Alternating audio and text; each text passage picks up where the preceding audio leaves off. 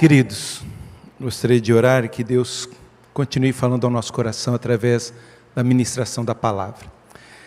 Senhor, pedimos a bênção do Senhor nesse momento de meditar em Tua palavra, que mais uma vez o Teu Santo Espírito venha iluminar o nosso entendimento, para que possamos compreender as Tuas grandezas, as Tuas maravilhas sobre a nossa vida, e assim, ó Pai, quebrantados, derramados e prostrados aos Teus pés, possamos tomar decisões, ó Pai, que glorifique o Teu nome.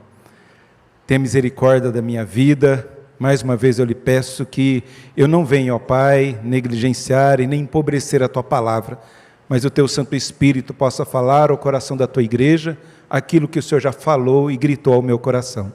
Oramos assim em nome de Jesus, o nosso Salvador. Amém. Queridos, eu ouvi uma frase nessa semana, não sei se você concorda comigo. Domingo que vem, ou vai ter festa no presídio, ou festa na igreja. Eu garanto uma coisa para vocês, que domingo que vem, vai ter festa na igreja. Por uma razão muito simples, porque Jesus vive. Porque Ele está presente na igreja, e todos os domingos são domingos de festa, porque Jesus ressuscitou no domingo, porque o Espírito Santo desceu sobre a igreja no domingo, porque o povo se reunia no domingo para glorificar e bendizer ao Senhor. A razão de ter festa domingo na igreja, como a razão de nós termos festa hoje aqui, é por causa de Cristo Jesus. Nunca será por qualquer outra razão. Se a sua motivação de ter festa domingo na igreja é por causa de eleição de qualquer pessoa, desculpa, você não entendeu o Evangelho do Senhor Jesus. Nós estamos aqui nesse mês falando e compartilhando sobre Cristo, o cabeça da igreja, trazendo também princípios da Reforma Protestante. E a Reforma Protestante foi uma voz alta, poderosa, para acabar com qualquer coisa inserida no culto que não seja Cristo.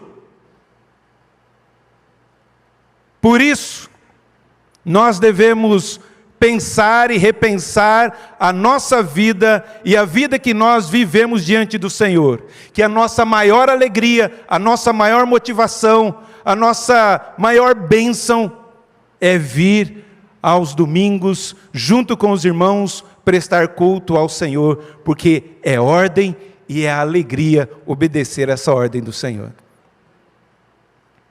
Que eu nunca mais possa ouvir uma frase dessa. Que a sua alegria seja sempre Jesus Cristo, entronizado, reinando na igreja do Senhor Jesus. E falando um pouco sobre a Reforma Protestante, sobre o tema que eu quero compartilhar com vocês, porque somente Cristo. A Reforma Protestante tem 5 pilares, e é a base da Reforma Protestante. Nós vemos aí a sola, é usado um termo latim, né? Solus, sola scriptura, como somente a Escritura, indo contra a igreja dominante da época, a Igreja Católica Romana, onde dizia que não somente as Escrituras, mas também o magistrado e a tradição têm a primazia. Os reformadores vêm dizer que não, somente a Escritura é a nossa única regra de fé e prática. Há também o solus Christus, que Cristo é o único mediador da igreja.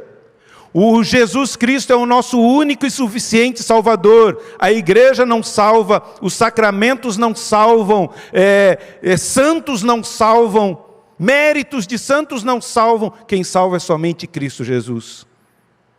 Ao sola gratia, ou somente pela graça. Nós somos salvos pela graça, única e exclusivamente pela graça do Senhor Jesus sobre nós. Nós não merecemos tão grande salvação. A nossa salvação não vem por obras, mas a nossa salvação foi conquistada na cruz por Cristo Jesus, e por isso é pela graça e não pelos meus méritos, não pela minha bondade, não pelas minhas boas obras. Também nós temos a sola fides, e somente a fé.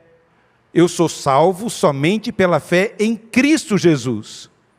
Não fé nos santos, mas fé em Cristo Jesus. Eu sou justificado pela fé em Cristo Jesus. E nós temos o último solo dio glória. Na igreja, somente glórias a Deus. Na igreja e na nossa vida.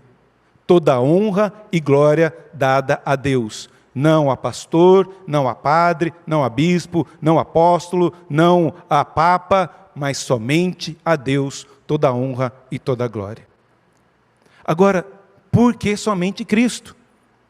Eu poderia falar muitas e muitas coisas, por que somente Cristo? Vou falar 4, para a gente abraçar isso e sair daqui convicto do que isso significa para nós. Já abriu aí a palavra do Senhor? Está na tela? Está aí, né? Está na tela aí? Então beleza. Evangelho de João, capítulo de número 1. Poderíamos ler todo o capítulo 1, mas nós vamos ler os versículos de 29 a 34.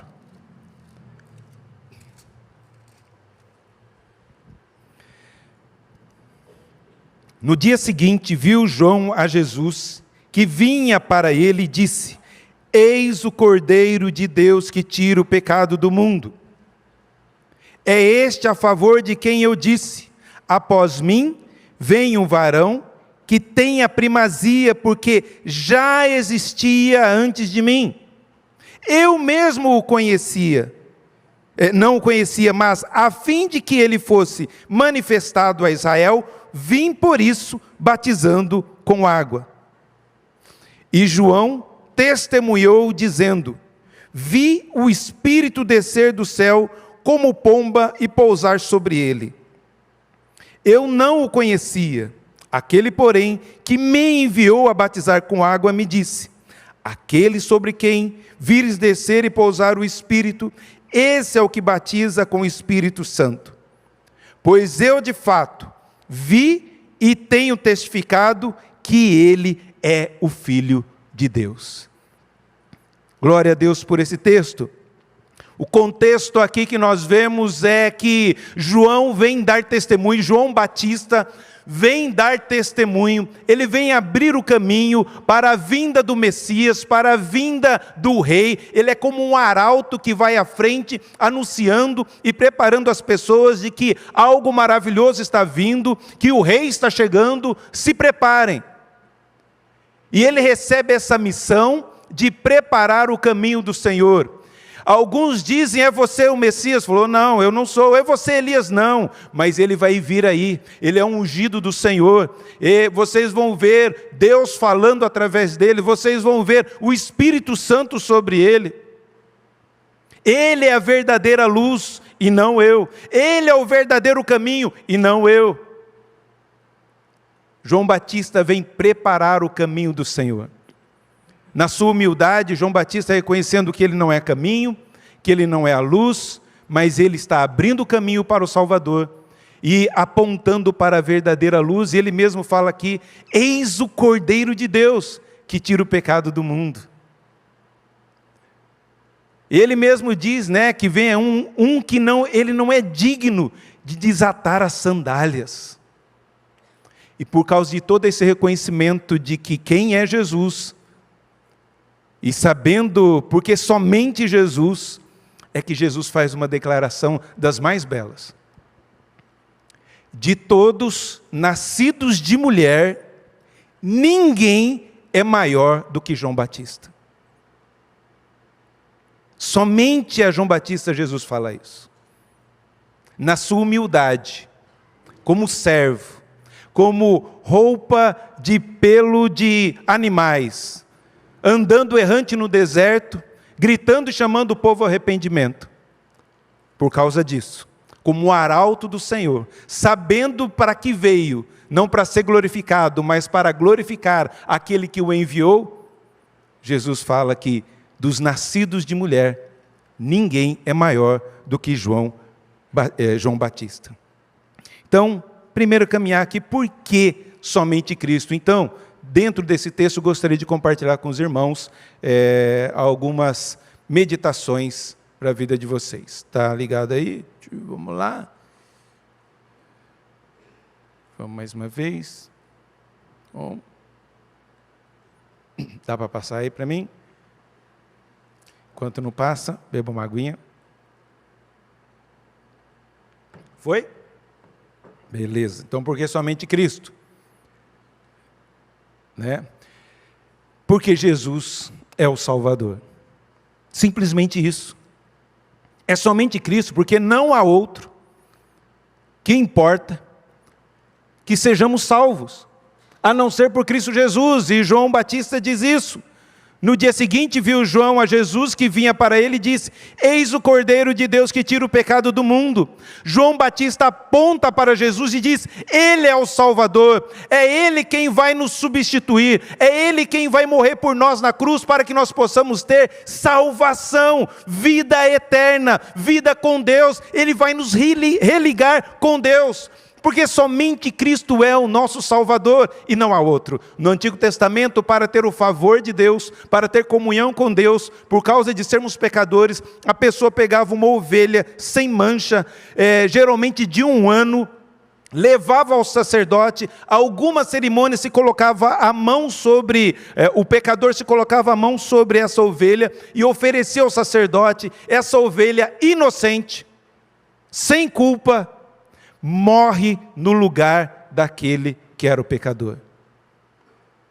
O judeu via essa imagem quase todos os dias. E quando João Batista vê Jesus e aponta para ele: eis o Cordeiro de Deus, que tira o pecado do mundo. Ele é o nosso Salvador.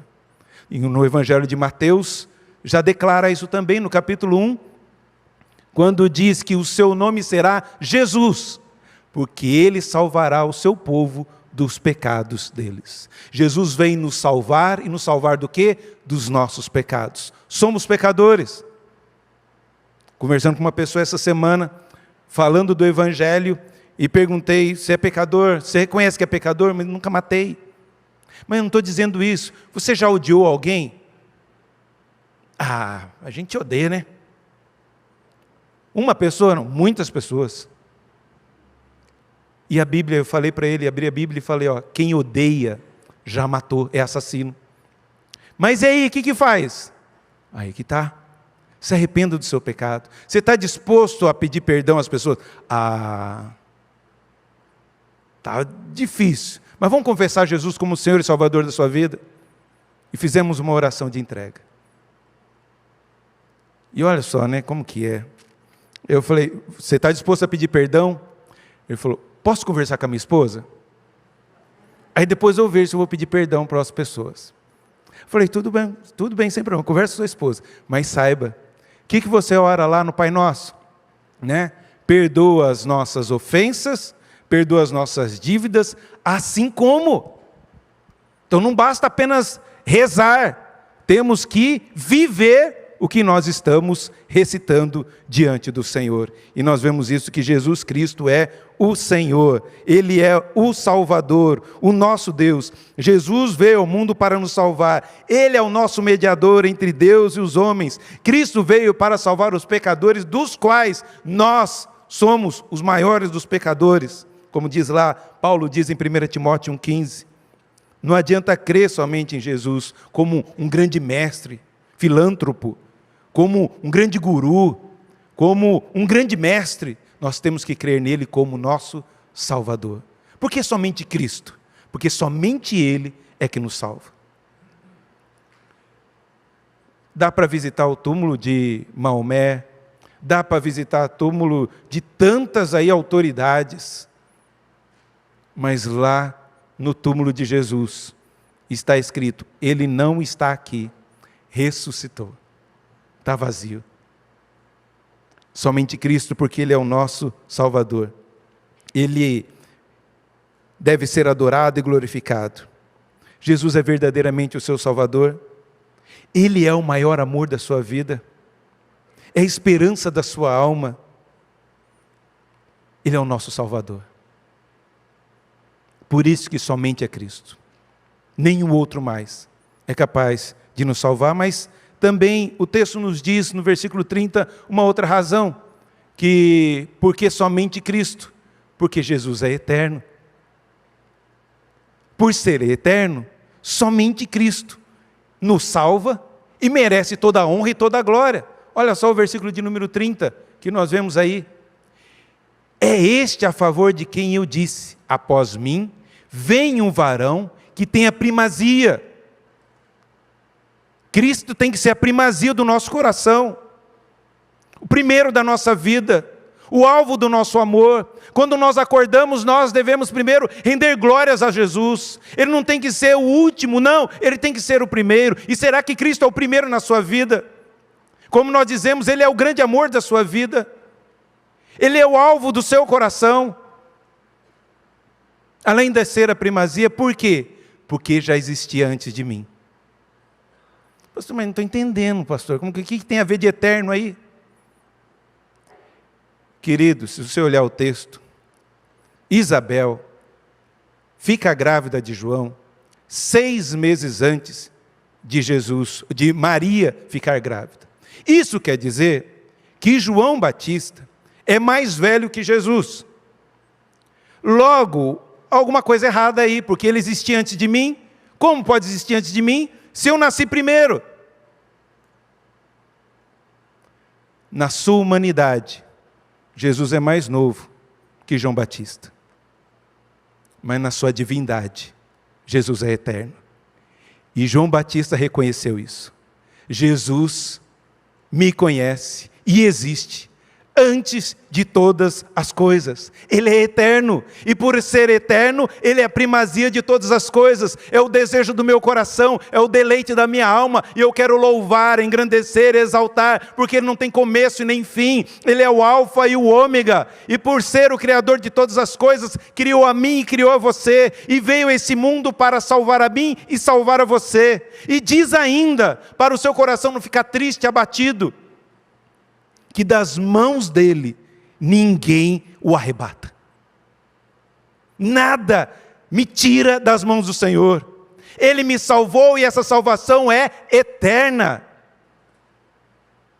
No mesmo evangelho, diz lá no final, que Jesus fez muitos milagres. Esses, porém, é para que vocês creiam que Jesus Cristo é o Filho de Deus e, crendo, tenham vida eterna nele. Queridos, se a vida é eterna, se nós ganhamos vida eterna, a vida eterna se para no meio, perdi a salvação. Aquilo que é eterno não se perde. Olha a incoerência de falar que perde a salvação. Uma vez filho, sempre filho. Uma vez se a vida é eterna, ela é sempre eterna. Perdi a vida eterna, tem que recuperar de novo. Não é coerente. Por que somente Cristo? Porque somente Ele é eterno. Nós não somos eternos. Mas eu fiquei sabendo que a gente vai viver eternamente. Sim, nós somos infinitos. Nós temos começo, mas não temos fim. Só há um eterno, Deus, que não tem começo e não tem fim. E por isso a nossa vida é infinita, daqui da nossa salvação é eterna, não acaba mais. Por isso a Ele toda a honra, toda a glória e todo o louvor. Porque somente Cristo? Porque Jesus é a razão do nosso viver. Ele é o propósito da minha vida, do meu existir. E João Batista reconheceu isso. No texto todo, João Batista está dizendo por que ele foi chamado.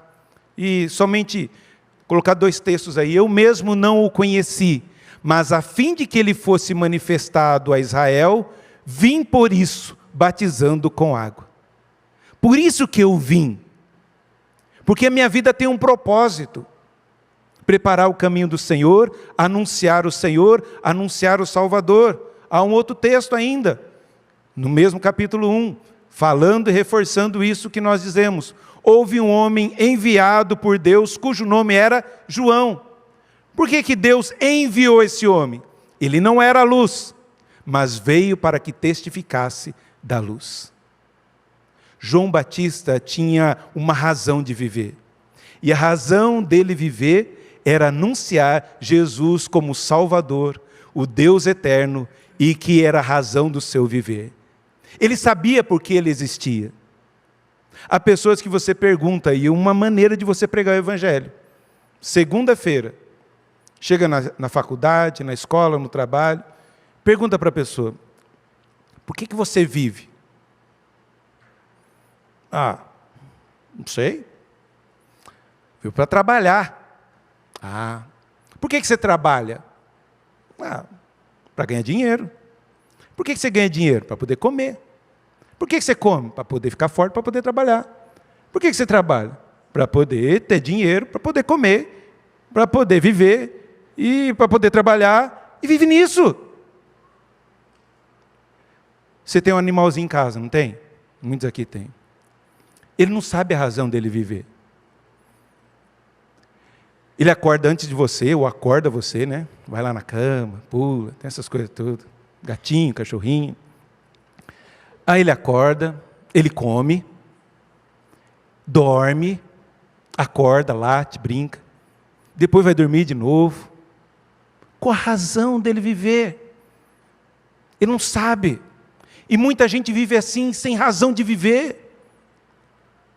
Nós temos uma razão de viver, eu vivo por causa de Cristo. Deus me criou e Jesus me salvou para um propósito: glorificá-lo.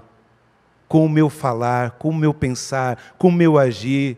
Eu sei por que eu vou acordar amanhã. Eu vou acordar amanhã porque eu vou glorificar o meu Deus através do meu trabalho, dos meus estudos, da minha dedicação para com a minha esposa, do trato com as pessoas. Tudo isso glorifica ao Senhor. Essa é a razão de eu viver. Qual é a sua razão de viver? Quem tem razão de viver, e essa razão de viver é Cristo Jesus, não vive deprimido, porque eu sei porque eu existo. E se algo ruim acontece em mim, eu ainda assim tenho esperança, porque eu sei que todas as coisas cooperam para o bem daqueles que amam a Deus. E eu amo a Deus, daqueles que são chamados segundo o propósito do Senhor, para sermos a imagem do seu Filho. O propósito de Deus, a razão de Deus salvar você é para que você se pareça com Jesus. E Deus não vai medir esforços para que isso aconteça. Por isso, a primeira razão de Deus salvar você não é você ser feliz, mas você se parecer com Jesus. E essa é a razão de eu viver. E por que eu leio as Escrituras? Porque eu quero saber como que Jesus agia. Eu quero saber como que Jesus falava, como que Jesus reagia aos inimigos, aos que pensavam diferente, de partido tal e de outro partido. Nessas eleições são uma maneira muito boa para a gente saber se somos cristãos ou não. Queridos, dá vontade, sim. Dá vontade de responder uns posts. Dá vontade, sim, de dar só vontade. Eu tenho que ficar nessa vontade. Senhor, me dê domínio próprio. Me dê mais amor. O Senhor falou para amar o inimigo, então esse é o inimigo. Eu vou amá-lo. Eu vou orar por ele. A minha vontade é outra, meus irmãos. Como vocês, eu sou pecador igual. Mas se eu quero me parecer com Cristo, se a minha vida tem uma razão de viver, e se é me parecer mais com Cristo, eu vou obedecer a Cristo e não os meus sentimentos. Por isso, vive dessa maneira para a glória do Senhor. E o último porquê, o último sola Christus, tá? Que eu gostaria de compartilhar com vocês, é que Jesus, além de Salvador, além de eterno, além de ser a razão do nosso viver, é muito claro que Ele é o Filho de Deus. Jesus é o Filho de Deus, pois eu, de fato, vi e tenho testificado que Ele é o Filho de Deus. Essa terminologia no Novo Testamento, Filho de Deus, é dizer que Ele tem a mesma essência do Pai, Ele se parece com o Pai, Ele é o próprio Deus, como Ele diz, eu e o Pai somos um. E por isso Ele deve ser glorificado como Deus, exaltado como Deus, adorado como Deus.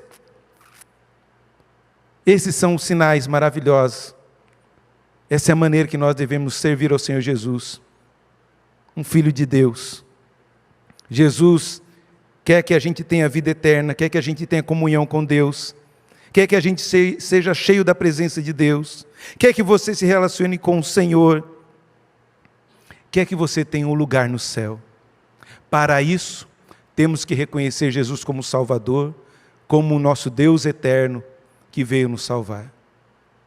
Billy Graham, em das suas pregações, diz: você pode ter sido batizado na igreja, você pode ter se casado na igreja, você pode ter servido na igreja, você pode ir todos os domingos à igreja, mas ainda assim estar no inferno, porque essas coisas não salvam.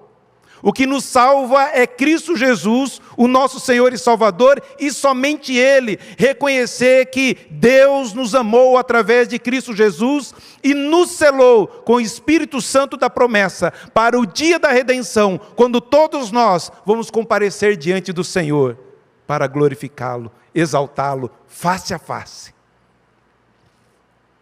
É por isso que somente a Cristo, porque Ele é a razão do nosso viver. Por isso, hoje é noite de se arrepender dos seus pecados.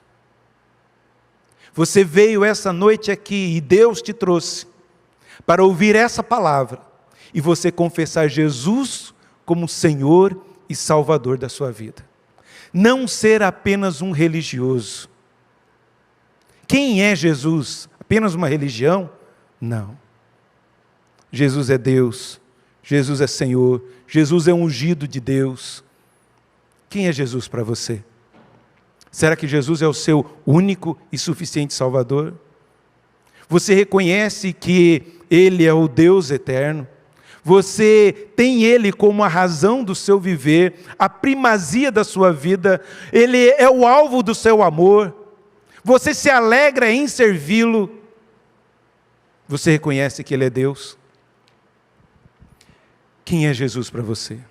Porque somente Jesus pode salvar a sua vida.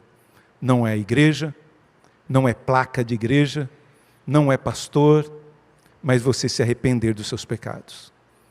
Um dia, falaram do Senhor e Salvador Jesus à minha vida, o meu irmão Nielsen, e falou que eu tinha que me arrepender dos pecados e confessar Jesus como Senhor da minha vida.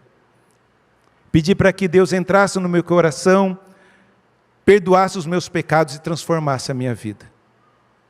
E em agosto de 1990, Deus fez isso na minha vida. Eu me ajoelhei e confessei Jesus e pedi: Jesus, transforma a minha vida. Entra no meu coração. Eu quero viver para Ti. Vamos orar? Coloque seu coração diante do Senhor. Se você tem vivido apenas uma religião, não tem experimentado isso que João Batista fala, hoje é o dia de você entregar o seu coração ao Senhor Jesus. Hoje é dia de você se arrepender dos seus pecados e dizer: Senhor, me ajude a abandonar esses pecados. Hoje é dia de tirar essa dúvida: será que eu sou salvo? Eu gostaria que você aí, sozinho onde você está, abrisse o seu coração e confessasse Jesus como o seu único e suficiente Salvador. Que você dissesse: Senhor, eu quero que o Senhor seja a minha única razão de viver. Perdoa os meus pecados. Entra no meu coração e transforma a minha vida. Eu quero viver para Ti.